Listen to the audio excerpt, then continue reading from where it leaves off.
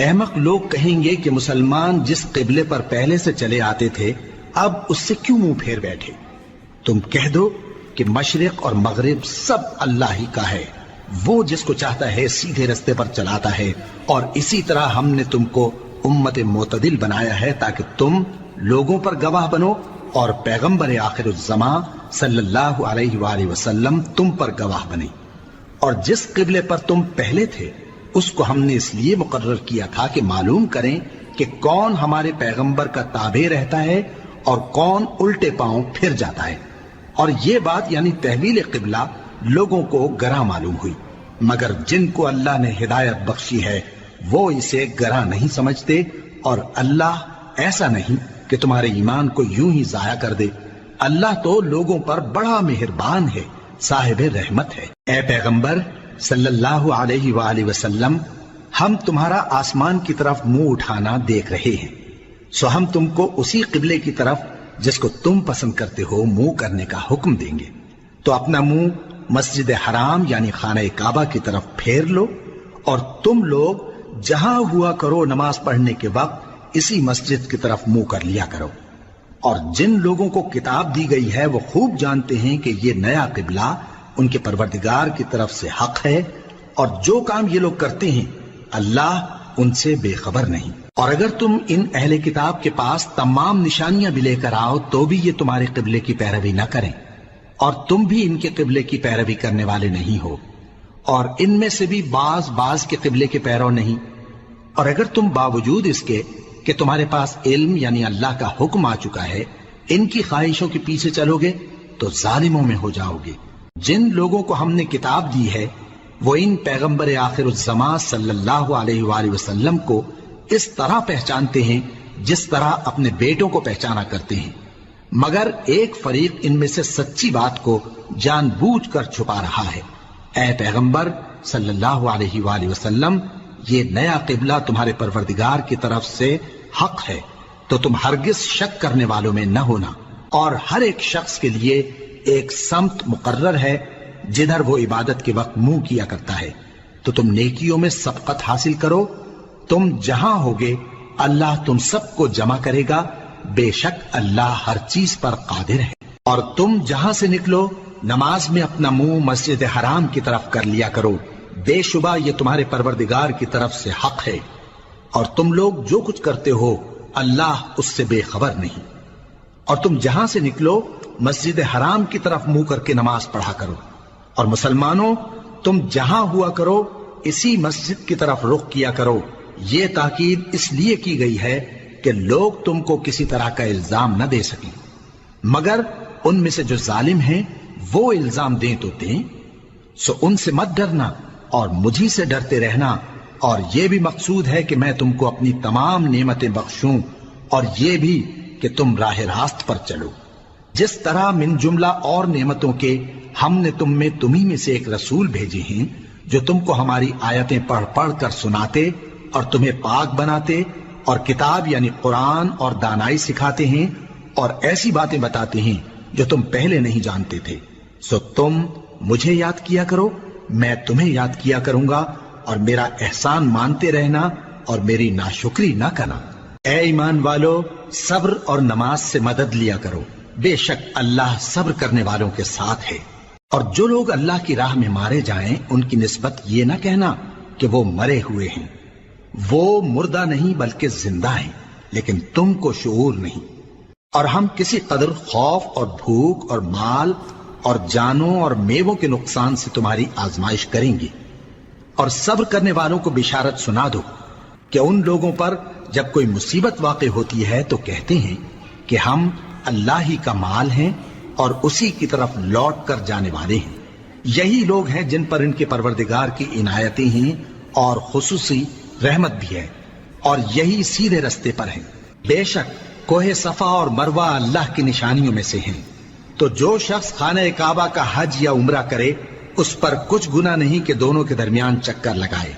بلکہ یہ ایک نیک کام ہے، اور جو کوئی نیک کام کرے تو اللہ قدردان ہے، دانا ہے۔ جو لوگ ہمارے حکموں اور ہدایتوں کو جو ہم نے نازل کی ہیں کسی غرض فاسد سے چھپاتے ہیں، باوجود کہ ہم نے ان کو لوگوں کے سمجھانے کے لیے اپنی کتاب میں کھول کھول کر بیان کر دیا ہے۔ ایسوں پر اللہ اور تمام لعنت کرنے والے لعنت کرتے ہیں۔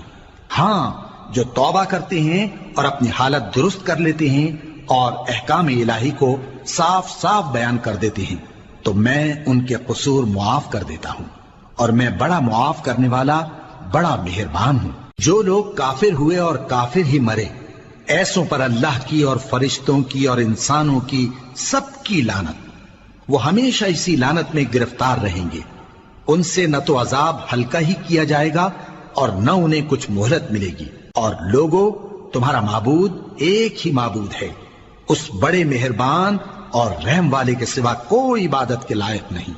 بے شک آسمانوں اور زمین کے پیدا کرنے میں اور رات اور دن کے ایک دوسرے کے پیچھے آنے جانے میں اور کشتیوں اور جہازوں میں جو سمندر میں لوگوں کے فائدے کے لیے رواں ہیں، اور میں جس کو اللہ آسمان سے برساتا اور اس سے زمین کو اس کے مردہ ہو جانے کے بعد زندہ یعنی خشک ہو جانے کے بعد سرسبز کر دیتا ہے، اور زمین پر ہر قسم کے جانور پھیلانے میں اور ہواؤں کے چلانے میں اور بادلوں میں جو آسمان اور زمین کے درمیان گھرے رہتے ہیں، عقل مندوں کے لیے اللہ کی قدرت کی نشانیاں ہیں۔ اور بعض لوگ ایسے ہیں جو غیر اللہ کو اللہ کا شریک بناتے اور ان سے اللہ کی سی محبت کرتے ہیں، لیکن جو ایمان والے ہیں وہ تو اللہ ہی کے سب سے زیادہ دوست دار ہیں۔ اور اے کاش ظالم لوگ جو بات عذاب کے وقت دیکھیں گے اب دیکھ لیتے کہ سب طرح کی طاقت اللہ ہی کو ہے، اور یہ کہ اللہ سخت عذاب کرنے والا ہے۔ اس دن کفر کے پیشوا اپنے پیروں سے بیزاری ظاہر کریں گے اور دونوں عذاب الہی دیکھ لیں گے اور ان کے آپس کے تعلقات منقطع ہو جائیں گے۔ یہ حال دیکھ کر پیروی کرنے والے حسرت سے کہیں گے کہ اے کاش ہمیں پھر دنیا میں جانا نصیب ہو، تاکہ جس طرح یہ ہم سے بیزار ہو رہے ہیں اسی طرح ہم بھی ان سے بیزار ہوں۔ اس طرح اللہ ان کے اعمال حسرت بنا کر دکھائے گا اور وہ دوزخ سے نکل نہیں سکیں گے۔ لوگوں، جو چیزیں زمین میں حلال طیب ہیں وہ کھاؤ، اور شیطان کے قدموں پر نہ چلو، وہ تمہارا کھلا دشمن ہے۔ وہ تو تم کو برائی اور بے حیائی ہی کے کام کرنے کو کہتا ہے، اور یہ بھی کہ اللہ کی نسبت ایسی باتیں کہو جن کا تمہیں کچھ بھی علم نہیں۔ اور جب ان لوگوں سے کہا جاتا ہے کہ جو کتاب اللہ نے نازل فرمائی ہے اس کی پیروی کرو، تو کہتے ہیں نہیں، بلکہ ہم تو اسی چیز کی پیروی کریں گے جس پر ہم نے اپنے باپ دادا کو پایا۔ بھلا اگرچہ ان کے باپ دادا نہ کچھ سمجھتے ہوں اور نہ سیدھے رستے پر ہوں، تب بھی وہ انہی کی تقلید کیے جائیں گے۔ جو لوگ کافر ہیں ان کی مثال اس شخص کی سی ہے جو کسی ایسی چیز کو آواز دے جو پکار اور آواز کے سوا کچھ سن نہ سکے۔ یہ بہرے ہیں، گونگے ہیں، اندھے ہیں کہ کچھ سمجھ ہی نہیں سکتے۔ اے اہل ایمان، جو پاکیزہ چیزیں ہم نے تم کو عطا فرمائی ہیں ان کو کھاؤ، اور اگر اللہ ہی کے بندے ہو تو اس کی نعمتوں کا شکر بھی ادا کرو۔ اس نے تو تم پر بس مرا ہوا جانور اور لہو اور سور کا گوشت اور جس چیز پر اللہ کے سوا کسی اور کا نام پکارا جائے حرام کر دیا ہے۔ ہاں، جو مجبور ہو جائے بشرطے کہ اللہ کی نافرمانی نہ کرے اور حد ضرورت سے باہر نہ نکل جائے، اس پر کچھ گناہ نہیں۔ بے شک اللہ بخشنے والا ہے، رحم کرنے والا ہے۔ جو لوگ اللہ کی کتاب سے ان آیتوں اور ہدایتوں کو جو اس نے نازل فرمائی ہیں چھپاتے اور ان کے بدلے تھوڑی سی قیمت یعنی دنیاوی منفعت حاصل کرتے ہیں، وہ اپنے پیٹوں میں محض آگ بھرتے ہیں۔ ایسے لوگوں سے اللہ قیامت کے دن نہ کلام کرے گا اور نہ ان کو گناہوں سے پاک کرے گا، اور ان کے لیے دکھ دینے والا عذاب ہے۔ یہ وہ لوگ ہیں جنہوں نے ہدایت چھوڑ کر گمراہی اور بخشش چھوڑ کر عذاب خرید لیا۔ یہ آتش جہنم کی کیسی برداشت کرنے والے ہیں۔ یہ اس لیے کہ اللہ نے کتاب سچائی کے ساتھ نازل فرمائی، اور جن لوگوں نے اس کتاب میں اختلاف کیا وہ ضد میں آ کر نیکی سے دور ہو گئے ہیں۔ نیکی یہی نہیں کہ تم مشرق و مغرب کو قبلہ سمجھ کر ان کی طرف منہ کر لو، بلکہ نیکی یہ ہے کہ لوگ اللہ پر اور روز آخر پر اور فرشتوں پر اور اللہ کی کتاب پر اور پیغمبروں پر ایمان لائیں، اور مال باوجود عزیز رکھنے کے رشتہ داروں اور یتیموں اور محتاجوں اور مسافروں اور مانگنے والوں کو دیں، اور گردنوں کے چھڑانے میں خرچ کریں، اور نماز پڑھیں اور زکات دیں، اور جب عہد کر لیں تو اس کو پورا کریں، اور سختی اور تکلیف میں اور جنگ کے وقت ثابت قدم رہیں۔ یہی لوگ ہیں جو ایمان میں سچے ہیں، اور یہی ہیں جو اللہ سے ڈرنے والے ہیں۔ مومنوں، تم کو مقتولوں کے بارے میں قصاص یعنی خون کے بدلے خون کا حکم دیا جاتا ہے، اس طرح پر کہ آزاد کے بدلے آزاد مارا جائے، اور غلام کے بدلے غلام، اور عورت کے بدلے عورت۔ اور اگر قاتل کو اس کے مقتول بھائی کے قصاص میں سے کچھ معاف کر دیا جائے تو وارث مقتول کو پسندیدہ طریق سے قرارداد کی پیروی یعنی مطالبہ خون بہا کرنا اور قاتل کو خوشخوئی کے ساتھ ادا کرنا چاہیے۔ یہ تمہارے پروردگار کی طرف سے تمہارے لیے آسانی اور مہربانی ہے۔ اب جو اس کے بعد زیادتی کرے اس کے لیے دکھ کا عذاب ہے۔ اور اے اہل عقل، حکم قصاص میں تمہاری زندگانی ہے کہ تم قتل و خونریزی سے بچو۔ تم پر فرض کیا جاتا ہے کہ جب تم میں سے کسی کو موت کا وقت آ جائے تو اگر وہ کچھ مال چھوڑ جانے والا ہو تو ماں باپ اور رشتہ داروں کے لیے دستور کے مطابق وصیت کر جائے۔ اللہ سے ڈرنے والوں پر یہ ایک حق ہے۔ پھر جو شخص وصیت کو سننے کے بعد اس کو بدل ڈالے تو اس کے بدلنے کا گناہ انہی لوگوں پر ہے جو اس کو بدلیں، اور بے شک اللہ سنتا جانتا ہے۔ اب اگر کسی کو وصیت کرنے والے کی طرف سے کسی وارث کی طرفداری یا حق تلفی کا اندیشہ ہو تو اگر وہ وصیت کو بدل کر وارثوں میں صلح کرا دے تو اس پر کچھ گناہ نہیں، بے شک اللہ بخشنے والا ہے، رحم والا ہے۔ مومنوں، تم پر روزے فرض کیے گئے ہیں جس طرح تم سے پہلے لوگوں پر فرض کیے گئے تھے تاکہ تم پرہیزگار بنو۔ روزوں کے دن گنتی کے چند روز ہیں، تو جو شخص تم میں سے بیمار ہو یا سفر میں ہو تو دوسرے دنوں میں روزوں کا شمار پورا کر لے۔ اور جو لوگ روزہ رکھنے کی طاقت رکھیں لیکن رکھیں نہیں، وہ روزے کے بدلے محتاج کو کھانا کھلا دیں۔ اور جو کوئی اپنی مرضی سے زیادہ نیکی کرے تو اس کے حق میں زیادہ اچھا ہے، اور اگر سمجھو تو روزہ رکھنا ہی تمہارے حق میں بہتر ہے۔ روزوں کا مہینہ رمضان کا مہینہ ہے جس میں قرآن اول نازل ہوا، جو لوگوں کا رہنما ہے اور جس میں ہدایت کی کھلی نشانیاں ہیں اور جو حق و باطل کو الگ الگ کرنے والا ہے۔ تو جو کوئی تم میں سے اس مہینے میں موجود ہو چاہیے کہ پورے مہینے کے روزے رکھے، اور جو بیمار ہو یا سفر میں ہو تو دوسرے دنوں میں روزے رکھ کر ان کا شمار پورا کر لے۔ اللہ تمہارے حق میں آسانی چاہتا ہے اور سختی نہیں چاہتا، اور یہ آسانی کا حکم اس لیے دیا گیا ہے کہ تم روزوں کا شمار پورا کر لو، اور اس احسان کے بدلے کہ اللہ نے تم کو ہدایت بخشی ہے تم اس کو بزرگی سے یاد کرو اور اس کا شکر کرو۔ اور اے پیغمبر، جب تم سے میرے بندے میرے بارے میں دریافت کریں تو انہیں معلوم ہو کہ میں تو تمہارے پاس ہی ہوں۔ جب کوئی پکارنے والا مجھے پکارتا ہے تو میں اس کی دعا قبول کرتا ہوں، تو ان کو چاہیے کہ میرے حکموں کو مانیں اور مجھ پر ایمان رکھیں تاکہ نیک رستہ پائیں۔ روزوں کی راتوں میں تمہارے لیے اپنی عورتوں کے پاس جانا جائز کر دیا گیا ہے، وہ تمہاری پوشاک ہیں اور تم ان کی پوشاک ہو۔ اللہ کو معلوم ہے کہ تم ان کے پاس جانے سے اپنے حق میں خیانت کرتے تھے، سو اس نے تم پر مہربانی کی اور تمہاری حرکات سے درگزر فرمائی، تو اب تم کو اختیار ہے کہ ان سے مباشرت کرو۔ اور اللہ نے جو چیز تمہارے لیے لکھ رکھی ہے یعنی اولاد، اس کو اللہ سے طلب کرو اور کھاؤ اور پیو، یہاں تک کہ صبح کی سفید دھاری رات کی سیاہ دھاری سے الگ نظر آنے لگے۔ پھر روزہ رکھ کر رات تک پورا کرو، اور جب تم مسجدوں میں اعتکاف بیٹھتے ہو تو ان سے مباشرت نہ کرو، یہ اللہ کی حدیں ہیں، ان کے پاس نہ جانا۔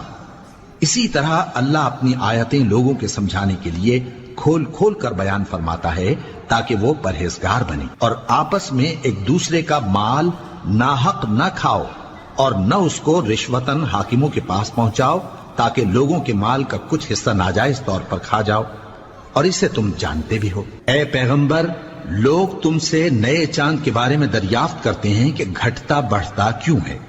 کہہ دو کہ وہ لوگوں کے کاموں کی میعادیں اور حج کے وقت معلوم ہونے کا ذریعہ ہے، اور نیکی اس بات میں نہیں کہ احرام کی حالت میں گھروں میں ان کے پچھواڑے کی طرف سے آؤ، بلکہ نیکوکار وہ ہے جو پرہیزگار ہو، اور گھروں میں ان کے دروازوں سے آیا کرو، اور اللہ سے ڈرتے رہو تاکہ کامیاب ہو جاؤ۔ اور جو لوگ تم سے لڑتے ہیں تم بھی اللہ کی راہ میں ان سے لڑو، مگر زیادتی نہ کرنا، کہ اللہ زیادتی کرنے والوں کو دوست نہیں رکھتا، اور ان کو جہاں پاؤ قتل کر دو، اور جہاں سے انہوں نے تم کو نکالا ہے یعنی مکے سے، وہاں سے تم بھی ان کو نکال دو۔ اور دین سے گمراہ کرنے کا فساد قتل و خونریزی سے کہیں بڑھ کر ہے، اور جب تک وہ تم سے مسجد حرام یعنی خانہ کعبہ کے پاس نہ لڑیں تم بھی وہاں ان سے نہ لڑنا۔ ہاں اگر وہ تم سے لڑیں تو تم ان کو قتل کر ڈالو، کافروں کی یہی سزا ہے۔ پھر اگر وہ باز آ جائیں تو اللہ بخشنے والا ہے، رحم کرنے والا ہے۔ اور ان سے اس وقت تک لڑتے رہنا کہ فساد نابود ہو جائے اور ملک میں اللہ ہی کا دین غالب ہو جائے۔ پھر اگر وہ فساد سے باز آ جائیں تو ظالموں کے سوا کسی پر زیادتی نہیں کرنی چاہیے۔ ادب کا مہینہ ادب کے مہینے کے مقابل ہے، اور ادب کی چیزیں ایک دوسرے کا بدلہ ہیں۔ پس اگر کوئی تم پر زیادتی کرے تو جیسی زیادتی وہ تم پر کرے ویسی ہی تم اس پر کرو، اور اللہ سے ڈرتے رہو اور جان رکھو کہ اللہ ڈرنے والوں کے ساتھ ہے۔ اور اللہ کی راہ میں مال خرچ کرو اور اپنے آپ کو ہلاکت میں نہ ڈالو، اور نیکی کرو، بے شک اللہ نیکی کرنے والوں کو دوست رکھتا ہے۔ اور اللہ کی خوشنودی کے لیے حج اور عمرے کو پورا کرو، اور اگر راستے میں روک لیے جاؤ تو جیسی قربانی میسر ہو کر دو، اور جب تک قربانی اپنے مقام پر نہ پہنچ جائے سر نہ منڈاؤ۔ اور اگر کوئی تم میں بیمار ہو یا اس کے سر میں کسی طرح کی تکلیف ہو تو اگر وہ سر منڈا لے تو اس کے بدلے روزے رکھے یا صدقہ دے یا قربانی کرے۔ پھر جب تکلیف دور ہو کر تم مطمئن ہو جاؤ تو جو تم میں حج کے وقت تک عمرے سے فائدہ اٹھانا چاہے وہ جیسی قربانی میسر ہو کرے، اور جس کو قربانی نہ ملے وہ 3 روزے ایام حج میں رکھے اور 7 جب واپس ہو، یہ پورے 10 ہوئے۔ یہ حکم اس شخص کے لیے ہے جس کے اہل و عیال مکے میں نہ رہتے ہوں۔ اور اللہ سے ڈرتے رہو اور جان رکھو کہ اللہ سخت عذاب دینے والا ہے۔ حج کے مہینے معین ہیں جو معلوم ہیں، تو جو شخص ان مہینوں میں حج کی نیت کر لے تو حج کے دنوں میں نہ عورتوں سے اختلاط کرے، نہ کوئی برا کام کرے اور نہ کسی سے جھگڑے، اور جو نیک کام تم کرو گے وہ اللہ کو معلوم ہو جائے گا۔ اور زاد راہ یعنی رستے کا خرچ ساتھ لے جاؤ، کیونکہ بہترین زاد راہ پرہیزگاری ہے۔ اور اے اہل عقل مجھی سے ڈرتے رہو، اس کا تمہیں کچھ گناہ نہیں کہ حج کے دنوں میں بذریعہ تجارت اپنے پروردگار سے روزی طلب کرو۔ اور جب عرفات سے واپس ہونے لگو تو مشعر حرام یعنی مزدلفہ میں اللہ کا ذکر کرو، اور اس طرح ذکر کرو جس طرح اس نے تم کو سکھایا، اور اس سے پیشتر تم لوگ ان طریقوں سے محض ناواقف تھے۔ پھر جہاں سے اور لوگ واپس ہوں وہیں سے تم بھی واپس ہو، اور اللہ سے بخشش مانگو، بے شک اللہ بخشنے والا ہے، رحمت کرنے والا ہے۔ پھر جب حج کے تمام ارکان پورے کر چکو تو مینا میں اللہ کو یاد کرو جس طرح اپنے باپ دادا کو یاد کیا کرتے تھے، بلکہ اس سے بھی زیادہ۔ اور بعض لوگ ایسے ہیں جو اللہ سے التجا کرتے ہیں کہ اے پروردگار ہم کو جو دینا ہے دنیا ہی میں دے دے، اور ایسے لوگوں کا آخرت میں کچھ حصہ نہیں۔ اور بعض ایسے ہیں کہ دعا کرتے ہیں کہ پروردگار ہم کو دنیا میں بھی نعمت عطا فرما اور آخرت میں بھی نعمت بخشیو اور دوزخ کے عذاب سے محفوظ رکھیو۔ یہی لوگ ہیں جن کے لیے ان کے کاموں کا حصہ یعنی اجر نیک تیار ہے، اور اللہ جلد حساب لینے والا ہے۔ اور قیام منا کے دنوں میں جو گنتی کے دن ہیں اللہ کو یاد کرو، اگر کوئی جلدی کرے اور 2 ہی دن میں چل دے تو اس پر بھی کچھ گناہ نہیں، اور جو بات تک ٹھہرا رہے اس پر بھی کچھ گناہ نہیں۔ یہ باتیں اس شخص کے لیے ہیں جو اللہ سے ڈرے، اور تم لوگ اللہ سے ڈرتے رہو اور جان رکھو کہ تم سب اس کے پاس جمع کیے جاؤ گے۔ اور کوئی شخص تو ایسا ہے جس کی گفتگو دنیا کی زندگی میں تم کو دلکش معلوم ہوتی ہے، اور وہ اپنے معافی ضمیر پر یعنی اس بات پر جو اس کے دل میں ہے اللہ کو گواہ بناتا ہے، حالانکہ وہ سخت جھگڑالو ہے۔ اور جب پیٹ پھیر کر چلا جاتا ہے تو زمین میں دوڑتا پھرتا ہے تاکہ اس میں فتنہ انگیزی کرے اور کھیتی کو برباد اور انسانوں اور حیوانوں کی نسل کو نابود کر دے، اور اللہ فتنہ انگیزی کو پسند نہیں کرتا۔ اور جب اس سے کہا جاتا ہے کہ اللہ سے خوف کر تو غرور اس کو گناہ میں پھنسا دیتا ہے، سو اس کو جہنم کافی ہے اور وہ بہت برا ٹھکانہ ہے۔ اور کوئی شخص ایسا ہے کہ اللہ کی خوشنودی حاصل کرنے کے لیے اپنی جان بیچ ڈالتا ہے، اور اللہ بندوں پر بہت مہربان ہے۔ مومنو، اسلام میں پورے پورے داخل ہو جاؤ اور شیطان کے پیچھے نہ چلو، وہ تو تمہارا کھلا دشمن ہے۔ پھر اگر تم احکام روشن پہنچ جانے کے بعد لڑکھڑا جاؤ تو جان رکھو کہ اللہ غالب ہے، حکمت والا ہے۔ کیا یہ لوگ اسی بات کے منتظر ہیں کہ ان پر اللہ کا عذاب بادل کے سائبانوں میں نازل ہو اور فرشتے بھی اتر آئیں اور کام تمام کر دیا جائے؟ اور سب کاموں کا رجوع اللہ ہی کی طرف ہے۔ اے پیغمبر، بنی اسرائیل سے پوچھو کہ ہم نے ان کو کتنی کھلی نشانیاں دیں، اور جو شخص اللہ کی نعمت کو اپنے پاس آنے کے بعد بدل دے تو اللہ سخت عذاب کرنے والا ہے۔ اور جو کافر ہیں ان کے لیے دنیا کی زندگی خوشنما کر دی گئی ہے، اور وہ مومنوں سے تمسخر کرتی ہیں، لیکن جو پرہیزگار ہیں وہ قیامت کے دن ان سے اوپر ہوں گے۔ اور اللہ جس کو چاہتا ہے بے حساب رزق دیتا ہے۔ پہلے تو سب لوگوں کا ایک ہی مذہب تھا، لیکن وہ آپس میں اختلاف کرنے لگے تو اللہ نے ان کی طرف بشارت دینے والے اور ڈر سنانے والے پیغمبر بھیجے، اور ان پر سچائی کے ساتھ کتابیں نازل کیں تاکہ جن امور میں لوگ اختلاف کرتے تھے ان کا ان میں فیصلہ کر دے۔ اور اس میں اختلاف بھی انہی لوگوں نے کیا جن کو کتاب دی گئی تھی، باوجود کہ ان کے پاس کھلے ہوئے احکام آ چکے تھے، اور یہ اختلاف انہوں نے صرف آپس کی ضد سے کیا۔ تو جس امر حق میں وہ اختلاف کرتے تھے اللہ نے اپنی مہربانی سے مومنوں کو اس کی راہ دکھا دی، اور اللہ جس کو چاہتا ہے سیدھا رستہ دکھا دیتا ہے۔ کیا تم یہ خیال کرتے ہو کہ یوں ہی بہشت میں داخل ہو جاؤ گے، اور ابھی تم کو پہلے لوگوں کی سی مشکلیں تو پیش آئی ہی نہیں؟ ان کو بڑی بڑی سختیاں اور تکلیفیں پہنچیں، اور وہ صعوبتوں میں ہلا ہلا دیے گئے، یہاں تک کہ پیغمبر اور مومن لوگ جو ان کے ساتھ تھے سب پکار اٹھے کہ کب اللہ کی مدد آئے گی۔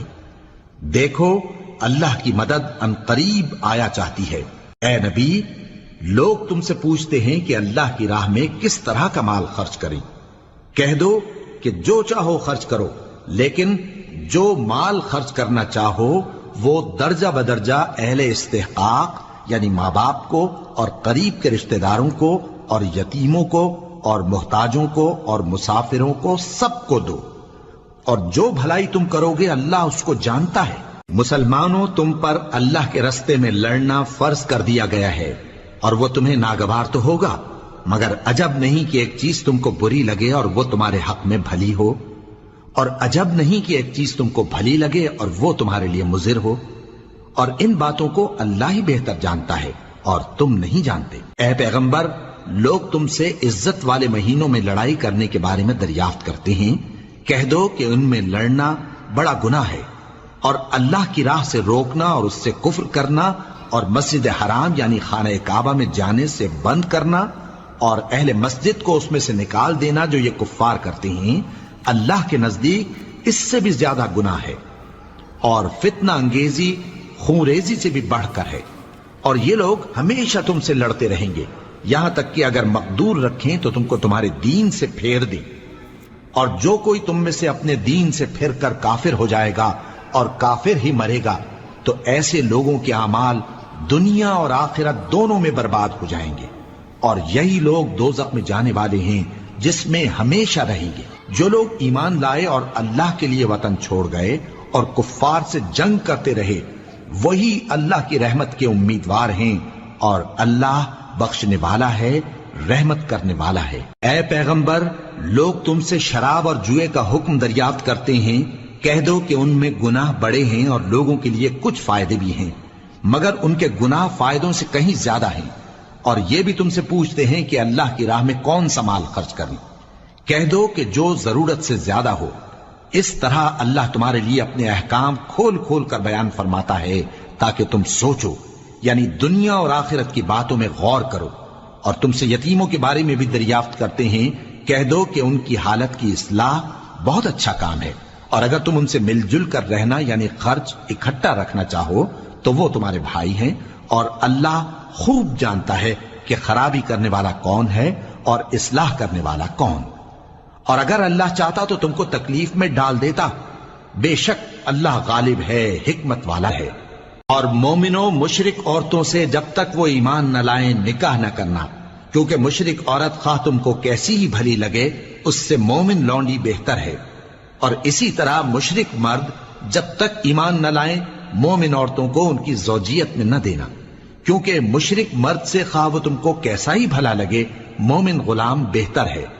یہ مشرک لوگوں کو دوزخ کی طرف بلاتی ہیں، اور اللہ اپنی مہربانی سے بہشت اور بخشش کی طرف بلاتا ہے، اور اپنے حکم لوگوں سے کھول کھول کر بیان کرتا ہے تاکہ نصیحت حاصل کریں۔ اور تم سے حیض کے بارے میں دریافت کرتے ہیں، کہہ دو وہ تو نجاست ہے، سو ایام حیض میں عورتوں سے کنارہ کش رہو، اور جب تک وہ پاک نہ ہو جائیں ان سے مقاربت نہ کرو۔ ہاں جب وہ پاک ہو جائیں تو جس طریق سے اللہ نے تمہیں ارشاد فرمایا ہے ان کے پاس جاؤ، کچھ شک نہیں کہ اللہ توبہ کرنے والوں اور پاک صاف رہنے والوں کو دوست رکھتا ہے۔ تمہاری عورتیں تمہاری کھیتی ہیں، تو اپنی کھیتی میں جس طرح چاہو جاؤ، اور اپنے لیے نیک عمل آگے بھیجو، اور اللہ سے ڈرتے رہو، اور جان رکھو کہ ایک دن تمہیں اس کے روبرو حاضر ہونا ہے۔ اور اے پیغمبر ایمان والوں کو بشارت سنا دو، اور اللہ کے نام کو اس بات کا ہیلا نہ بنانا کہ اس کی قسمیں کھا کھا کر سلوک کرنے اور پرہیزگاری کرنے اور لوگوں میں صلح و سازگاری کرانے سے رک جاؤ، اور اللہ سب کچھ سنتا ہے جانتا ہے۔ اللہ تمہاری لغو قسموں پر تم سے مواخذہ نہیں کرے گا، لیکن جو قسمیں تم قصد دلی سے کھاؤ گے ان پر مواخذہ کرے گا، اور اللہ بخشنے والا ہے بردبار ہے۔ جو لوگ اپنی عورتوں کے پاس جانے کی قسم کھا لیں ان کو 4 مہینے تک انتظار کرنا چاہیے۔ اگر اس عرصے میں قسم سے رجوع کر لیں تو اللہ بخشنے والا ہے، مہربان ہے۔ اور اگر طلاق کا ارادہ کر لیں تو بھی اللہ سنتا ہے جانتا ہے۔ اور طلاق والی عورتیں 3 حیض تک اپنے تئیں روکے رہیں، اور اگر وہ اللہ اور روز قیامت پر ایمان رکھتی ہیں تو ان کو جائز نہیں کہ اللہ نے جو کچھ ان کے شکم میں پیدا کیا ہے اس کو چھپائیں۔ اور ان کے خاوند اگر پھر موافقت چاہیں تو اس مدت میں وہ ان کو اپنی زوجیت میں لے لینے کے زیادہ حقدار ہیں۔ اور عورتوں کا حق مردوں پر ویسا ہی ہے جیسے دستور کے مطابق مردوں کا حق عورتوں پر ہے، البتہ مردوں کو عورتوں پر 1 درجہ فضیلت ہے، اور اللہ غالب ہے، صاحب حکمت ہے۔ طلاق صرف 2 بار ہے، یعنی جب 2 دفعہ طلاق دے دی جائے تو پھر عورتوں کو یا تو بطریق شائستہ نکاح میں رہنے دینا ہے یا بھلائی کے ساتھ چھوڑ دینا۔ اور یہ جائز نہیں کہ جو مہر تم ان کو دے چکے ہو اس میں سے کچھ واپس لے لو۔ ہاں اگر زن و شوہر کو خوف ہو کہ وہ اللہ کی حدوں کو قائم نہیں رکھ سکیں گے تو اگر عورت خاوند کے ہاتھ سے رہائی پانے کے بدلے میں کچھ دے ڈالے تو دونوں پر کچھ گناہ نہیں۔ یہ اللہ کی مقرر کی ہوئی حدیں ہیں، ان سے باہر نہ نکلنا، اور جو لوگ اللہ کی حدوں سے باہر نکل جائیں گے وہ گناہگار ہوں گے۔ پھر اگر شوہر 2 طلاقوں کے بعد تیسری طلاق عورت کو دے دے تو اس کے بعد جب تک عورت کسی دوسرے شخص سے نکاح نہ کر لے اس پہلے شوہر پر حلال نہ ہوگی۔ ہاں اگر دوسرا خاوند بھی طلاق دے دے اور عورت اور پہلا خاوند پھر ایک دوسرے کی طرف رجوع کر لیں تو ان پر کچھ گناہ نہیں، بشرطے کہ دونوں یقین کریں کہ اللہ کی حدوں کو قائم رکھ سکیں گے، اور یہ اللہ کی حدیں ہیں، ان کو وہ ان لوگوں کے لیے بیان فرماتا ہے جو علم رکھتے ہیں۔ اور جب تم عورتوں کو 2 دفعہ طلاق دے چکو اور ان کی عدت پوری ہو جائے تو انہیں یا تو حسن سلوک سے نکاح میں رہنے دو یا بطریق شائستہ رخصت کر دو، اور اس نیت سے ان کو نکاح میں نہ رہنے دینا چاہیے کہ انہیں تکلیف دو اور ان پر زیادتی کرو، اور جو ایسا کرے گا وہ اپنا ہی نقصان کرے گا۔ اور اللہ کے احکام کو ہنسی اور کھیل نہ بناؤ، اور اللہ نے تم کو جو نعمتیں بخشی ہیں اور تم پر جو کتاب اور دانائی کی باتیں نازل کی ہیں جن سے وہ تمہیں نصیحت فرماتا ہے ان کو یاد کرو، اور اللہ سے ڈرتے رہو، اور جان رکھو کہ اللہ ہر چیز سے واقف ہے۔ اور جب تم عورتوں کو طلاق دے چکو اور ان کی عدت پوری ہو جائے تو ان کو اپنے شوہروں کے ساتھ جب وہ آپس میں جائز طور پر راضی ہو جائیں نکاح کرنے سے مت روکو۔ اس حکم سے اس شخص کو نصیحت کی جاتی ہے جو تم میں اللہ اور روز آخر پر یقین رکھتا ہے، یہ تمہارے لیے نہایت خوب اور بہت پاکیزگی کی بات ہے، اور اللہ جانتا ہے اور تم نہیں جانتے۔ اور مائیں اپنے بچوں کو پورے 2 سال دودھ پلائیں یہ حکم اس شخص کے لیے ہے جو پوری مدت تک دودھ پلوانا چاہے، اور دودھ پلانے والی ماؤں کا کھانا اور کپڑا دستور کے مطابق باپ کے ذمے ہوگا۔ کسی شخص کو اس کی طاقت سے زیادہ تکلیف نہیں دی جاتی، تو یاد رکھو کہ نہ تو ماں کو اس کے بچے کے سبب نقصان پہنچایا جائے اور نہ باپ کو اس کی اولاد کی وجہ سے نقصان پہنچایا جائے، اور اسی طرح نان و نفقہ بچے کے وارث کے ذمے ہے۔ اور اگر دونوں یعنی ماں باپ آپس کی رضامندی اور صلاح سے بچے کا دودھ چھڑانا چاہیں تو ان پر کچھ گناہ نہیں،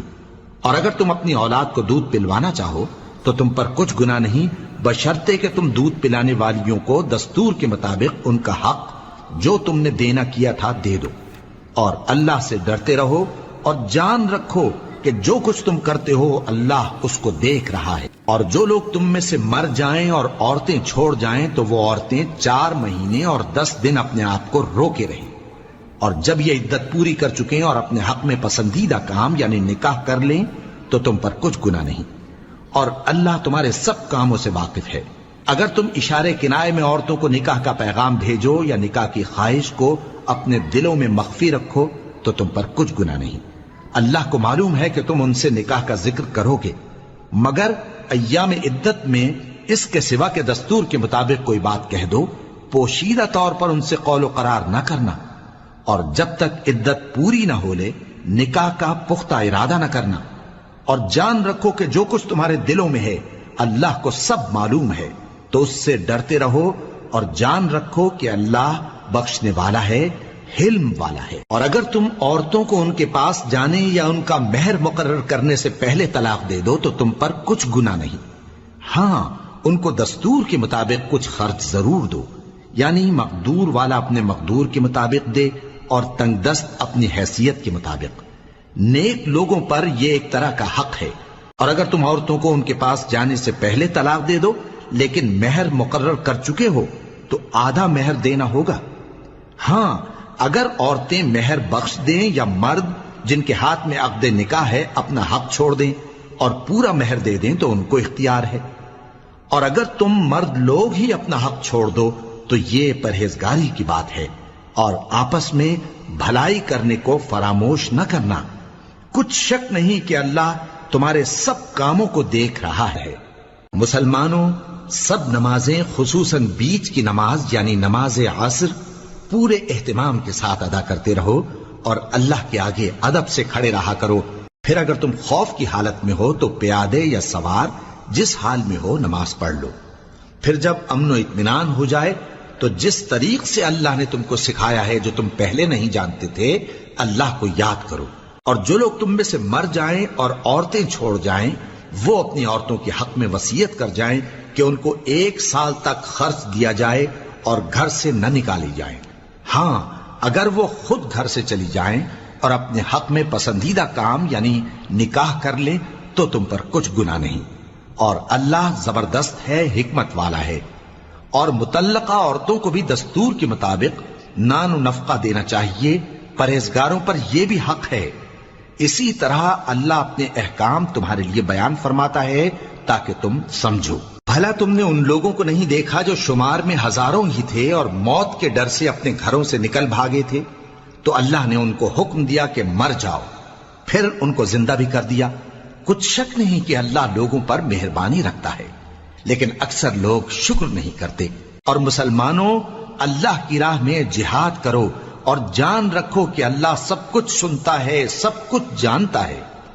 کون ہے کہ اللہ کو قرض حسنہ دے کہ وہ اس کے بدلے اس کو کئی گنا زیادہ دے گا، اور اللہ ہی روزی کو تنگ کرتا اور وہی اسے کشادہ کرتا ہے، اور تم اسی کی طرف لوٹ کر جاؤ گے۔ بھلا تم نے بنی اسرائیل کی ایک جماعت کو نہیں دیکھا جس نے موسیٰ کے بعد اپنے پیغمبر سے کہا کہ آپ ہمارے لیے ایک بادشاہ مقرر کر دیں تاکہ ہم اللہ کی راہ میں جہاد کریں؟ پیغمبر نے کہا کہ اگر تم کو جہاد کا حکم دیا جائے تو ایسا تو نہیں کہ لڑنے سے پہلو تہی کرو۔ وہ کہنے لگے کہ ہم اللہ کی راہ میں کیوں نہ لڑیں گے جبکہ ہم وطن سے خارج اور بال بچوں سے جدا کر دیے گئے۔ پھر جب ان کو جہاد کا حکم دیا گیا تو چند اشخاص کے سوا سب پھر گئے، اور اللہ ظالموں سے خوب واقف ہے۔ اور پیغمبر نے ان سے یہ بھی کہا کہ اللہ نے تم پر طالوت کو بادشاہ مقرر فرمایا ہے وہ بولے کہ اسے ہم پر بادشاہی کا حق کیوں کر ہو سکتا ہے؟ اس سے بڑھ کر بادشاہی کے مستحق تو ہم ہیں، اور اس کے پاس تو بہت سی دولت بھی نہیں۔ پیغمبر نے کہا کہ اللہ نے اس کو تم پر فضیلت دی ہے اور بادشاہی کے لیے منتخب فرمایا ہے۔ اس نے اسے علم بھی بہت سا بخشا ہے اور تن و توش بھی بڑا عطا کیا ہے، اور اللہ کو اختیار ہے جسے چاہے بادشاہی بخشے، وہ بڑا کشائش والا ہے، دانا ہے۔ اور پیغمبر نے ان سے کہا کہ ان کی یعنی طالوت کی بادشاہی کی نشانی یہ ہے کہ تمہارے پاس وہ صندوق آئے گا جس کو فرشتے اٹھائے ہوئے ہوں گے، اس میں تمہارے پروردگار کی طرف سے تسلی بخشنے والی چیز ہوگی اور کچھ اور چیزیں بھی ہوں گی جو موسیٰ اور ہارون چھوڑ گئے تھے۔ اگر تم ایمان رکھتے ہو تو یہ تمہارے لیے ایک بڑی نشانی ہے۔ غرض جب طالوت فوجیں لے کر روانہ ہوا تو اس نے ان سے کہا کہ اللہ ایک نہر سے تمہاری آزمائش کرنے والا ہے، جو شخص اس میں سے پانی پی لے گا اس کی نسبت تصور کیا جائے گا کہ وہ میرا نہیں، اور جو نہ پیے گا وہ سمجھا جائے گا کہ میرا ہے۔ ہاں اگر کوئی ہاتھ سے چلو بھر پانی لے لے تو خیر۔ جب وہ لوگ نہر پر پہنچے تو چند آدمیوں کے سوا سب نے پانی پی لیا۔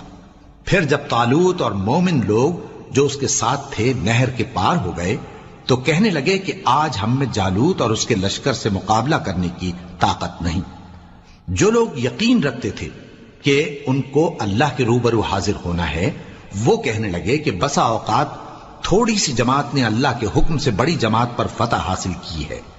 اور اللہ ثابت قدم رہنے والوں کے ساتھ ہے۔ اور جب وہ لوگ جالوت اور اس کے لشکر کے مقابل میں آئے تو اللہ سے دعا کی کہ اے پروردگار ہم پر صبر کے دہانے کھول دے اور ہمیں لڑائی میں ثابت قدم رکھ اور لشکر کفار پر فتح یاب کر۔ تو طالوت کی فوج نے اللہ کے حکم سے ان کو شکست دے دی، اور داؤد نے جالوت کو قتل کر ڈالا، اور اللہ نے ان کو بادشاہی اور دانائی بخشی اور جو کچھ چاہا سکھایا۔ اور اگر اللہ لوگوں کو ایک دوسرے پر چڑھائی اور حملہ کرنے سے نہ ہٹاتا رہتا تو کرۂ ارض تباہ ہو جاتا، لیکن اللہ اہل عالم پر بڑا مہربان ہے۔ یہ اللہ کی آیتیں ہیں جو ہم تم کو سچائی کے ساتھ پڑھ کر سناتے ہیں، اور اے محمد صلی اللہ علیہ وآلہ وسلم تم بلا شبہ پیغمبروں میں